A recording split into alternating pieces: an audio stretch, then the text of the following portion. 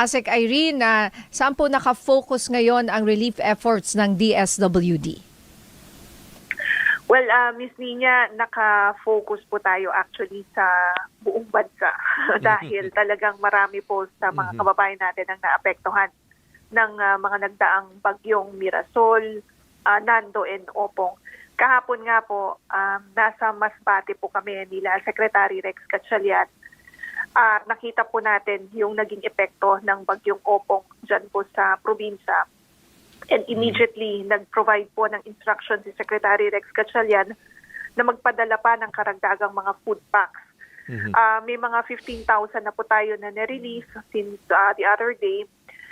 But magpapadala pa tayo ng karagdagan na 140,000 kasi talagang sobra pong naapektuhan yung mga kababayan natin doon. Hindi lamang po kami sa Masbate City nagtungo, pumunta rin kami sa ibang bayan po and nakita natin kung gaano po talaga dumapa yung mga bahay, mga puno after Typhoon Opong hit their area. Now, aside from the family food packs that we will be distributing to affected families in Masbate, sabi rin ni Secretary Rex Gatchalian, we will provide emergency cash transfer wherein we will be providing financial assistance para matulungan sila na maipaayos yung kanila pong mga bahay, maipaayos yung kanila pong mga hanap buhay. And in addition to that, doon nakarating na po sa Masbate City yung pong water treatment trucks natin para makatulong naman sa mainom na tubig. And then in addition to that, nagpadala na rin po kami ng mga jerry cans para ma-distribute dito sa mga kababayan natin. And yung pong mga rolls of laminated sacks para magamit nila as temporary shelters or as temporary roofing materials, I mean to say. Kasi sabi ko nga kanina, talagang nasira yung mga bubong, yung mga bahay nila. Kaya kung yung mga bubong po naggawa sa yero ay nailipad, you could just imagine kung paano rin po yung epekto doon sa mga bahay na gawa naman po sa mga light materials. Oo nga So po. Speaking of ASEC Irene, kanina nga kausap nga namin yung Red Cross. Sabi nga niya, katuwang niya nila kayo sa DSWD, pati DSUD at iba pang ahensya. Dito po sa construction ng mga bahay ng ating mga kababayan. Kasi bukod nga po dito sa mga food packs na talaga namang essentials, ito pong pagpapagawa ng bahay, paano niyo po ito ginagawa? Kasi ang sabi ng Red Cross ay meron pang training, pagkatapos ay sa kanila gagawin yung kanilang mga bahay at bukod dyan, nagpapadala rin kayo. Meron ba kayong parang kumbaga construction pack kit, parang ganun din, diba, na pinapadala sa ating mga kababayan? ASEC Irene? Well, I understand sa DSUD na po ito kasi yung mga shelter assistance sa DSUD na dati nasa DSWD yan. Okay. But since nabuo na nga po yung DSUD, they provide emergency shelter assistance. But bahagi pa rin po ng menu ng DSWD yung pong mga non-food items. And we still have mga laminated sacks, mga pre-cut tarpaulins. Pwede nga po munang pang temporary na mga roofing materials. Yan, pang trapal muna. Yan, meron pa po tayo niyan. And yun nga po yung nabanggit ko kanina na nagpadala na rin yung ating pong field office dyan po sa Masbate.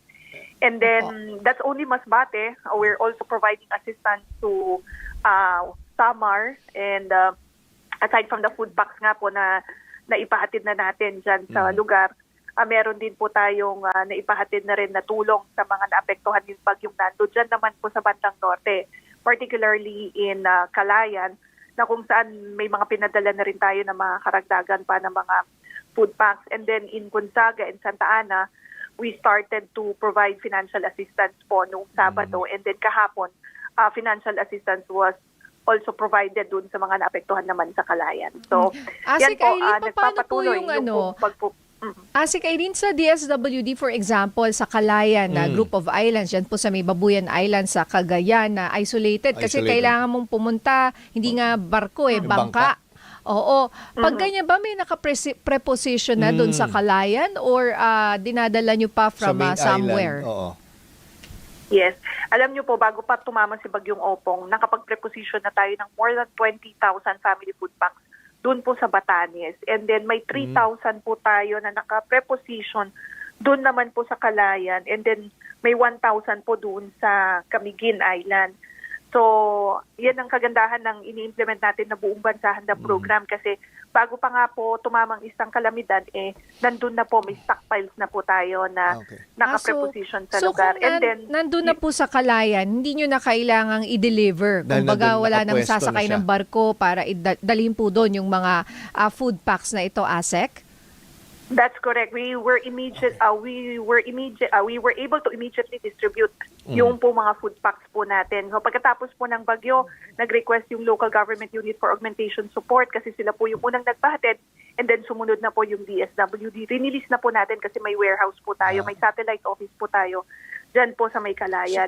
And then noong pong nag-clear na po yung weather, ay nakapagpatala tayo ng replenishment sa pamamagitan po ng assets ng military, ng Armed Forces of the Philippines, and nakapag-ferry o nakapag-transport tayo ng karagdagan na food pack.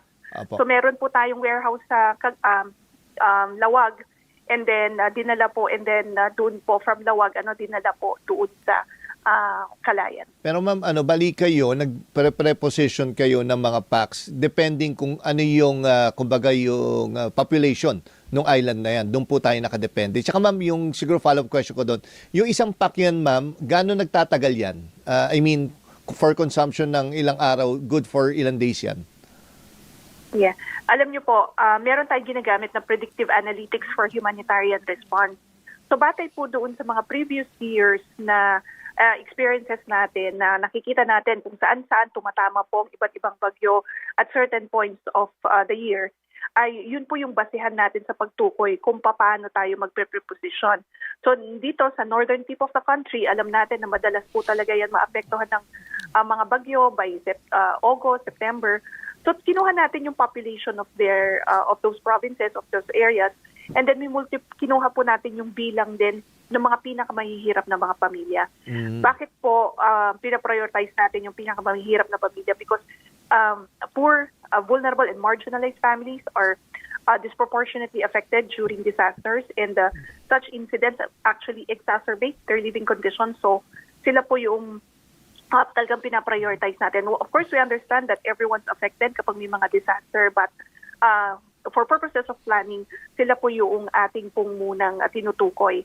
And that's the reason, and that's how we preposition our goods dyan po sa mga hazard-prone areas.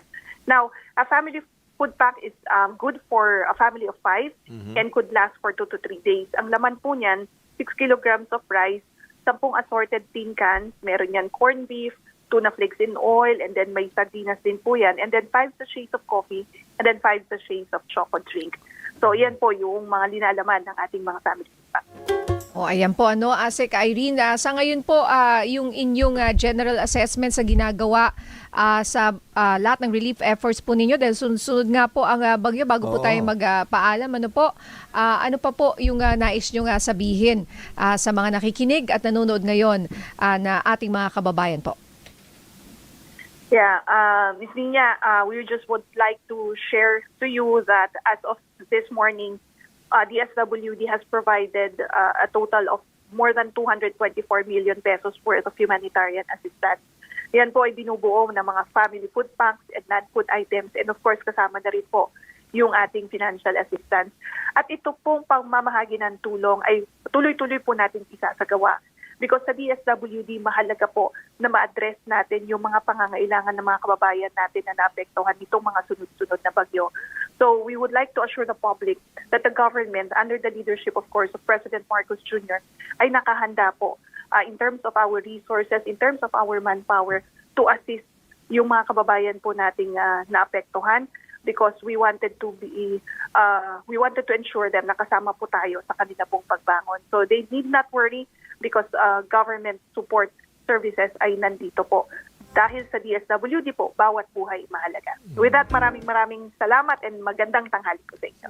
Salamat, ma'am. Ayun, maraming salamat. Busy pa rin talaga si ASEC, Irene Dublao. Ay maraming salamat po sa inyo dyan sa DSWD. Thank you for your service, ma'am.